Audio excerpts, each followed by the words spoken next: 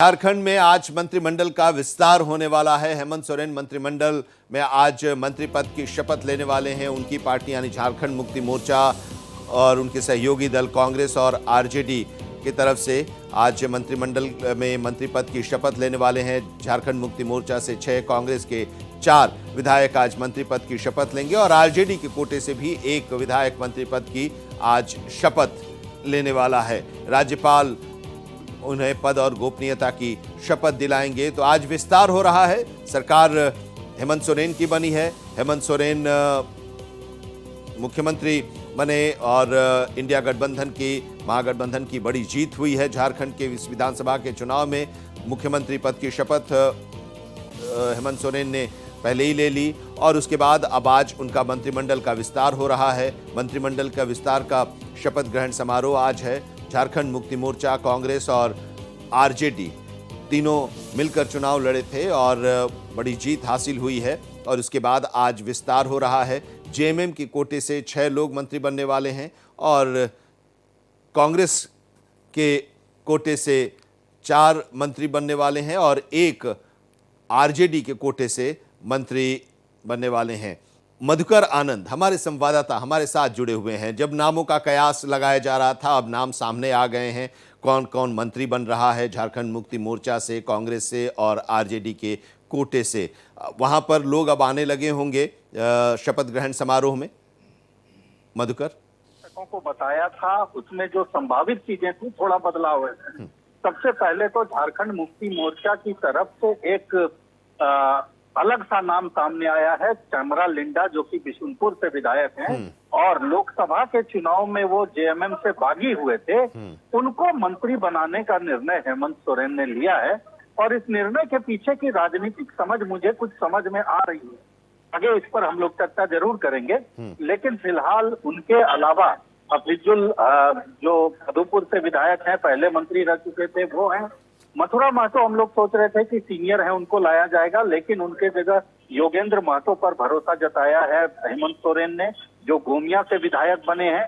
साथ ही कांग्रेस की अगर बात करें तो कांग्रेस में कल रात से ही जो साफ था मामला कि जो 4 मंत्री हैं उनका नाम तय था, जिस तरह से राधा कृष्ण किशोर हैं, दीपिका सिंह पांडे हैं और शिल्पी नेहा तिर्की है और चौथा नाम भी याद आ जाएगा बात करते करते। इस बीच ये जो मैं जेएमएम के बारे में बता रहा था कि जेएमएम में साफ तौर पर ये देखा गया है, इरफान अंसारी, बिल्कुल धन्यवाद आपको। और इरफान अंसारी और दीपिका पांडे सिंह पहले से थे। 2 नए चेहरे हैं। राधा कृष्ण किशोर का नाम सबसे ऊपर है मंत्रिमंडल की सूची में, मतलब साफ है कि सीनियर मोस्ट मंत्री होंगे और आप भी जानते हैं पुराने नेता हैं। और जो आरजेडी से जो हम लोग सोच रहे थे कि शायद सुरेश पासवान की किस्मत चमक जाए, तो ऐसा नहीं हुआ। जातिगत समीकरण को देखा गया और तेजस्वी यादव ने संजय प्रसाद यादव के नाम पर मुहर लगाई है और ये बताता है कि झारखंड में जिस तरह से यादव वोट एक सुर में यादवों ने वोट किया है आरजेडी को और इसी कारण 6 में से 4 सीटें मिल गई हैं, तो ये अपने आप में इसका रिवार्ड कहीं ना कहीं जातिगत समीकरण के रूप में तेजस्वी जी ने देने का काम किया है। तो ये तो मंत्रिमंडल के 11 लोगों की सूची हो गई। अब जो आपका सवाल था, राजभवन में सभी लोगों के आने का सिलसिला अभी चल ही रहा है। हालांकि ज्यादातर लोग अंदर जा चुके हैं और 12:30 बजे का समय था, जो उम्मीद की जा रही है कि 1 बजे तक मंत्रिमंडल विस्तार का कार्यक्रम जो है वो शुरू हो जाएगा। अंदर अशोक उद्यान है, वहीं पर यह कार्यक्रम रखा गया है। सारे मीडिया के लोगों को बाहर रखा गया है।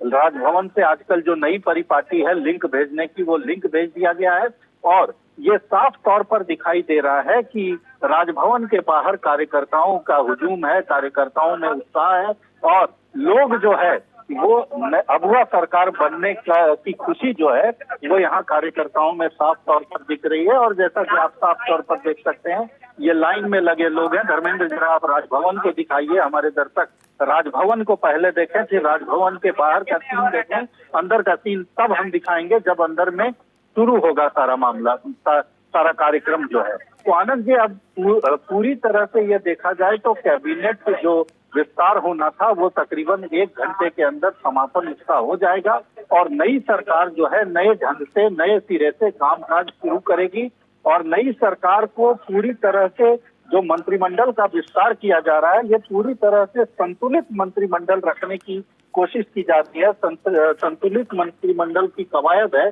और ये कवायद ये बताती है कि न सिर्फ अलग अलग प्रमंडलों को, बल्कि जातिगत समीकरण, महिला समीकरण, तमाम चीजों को ध्यान में रखा गया है। और आनंद जी, आप भी पहले भी आपसे मेरी बात होती रही है, जिस तरह का बहुमत मिला है हेमंत सोरेन को, ये बहुमत बहुत कुछ कहता है। ये कहता है कि झारखंड की जनता ने बहुत शिद्दत से हेमंत सोरेन के ऊपर भरोसा जताया है, और इसी शिद्दत के कारण हेमंत सोरेन ने मंत्रिमंडल के विस्तार में इस चीज का पूरी तरह से ध्यान रखा है कि पूरा समावेशी हो, और हर प्रमंडल को तो जगह मिले तो मिले, हर जाति, धर्म और तमाम जो महिलाओं ने जो खुल करके वोट किया है, तो महिलाओं को भी बहुत तवज्जो दी गई है। तो ये देखा जाए तो पूरी तरह से हेमंत सोरेन ने ये कोशिश की है कि एक संतुलित मंत्रिमंडल बनाया जाए, और उसके बाद, क्योंकि उम्मीद बहुत है इस सरकार से, और उस उम्मीद को पूरा करना बड़ी चुनौती है।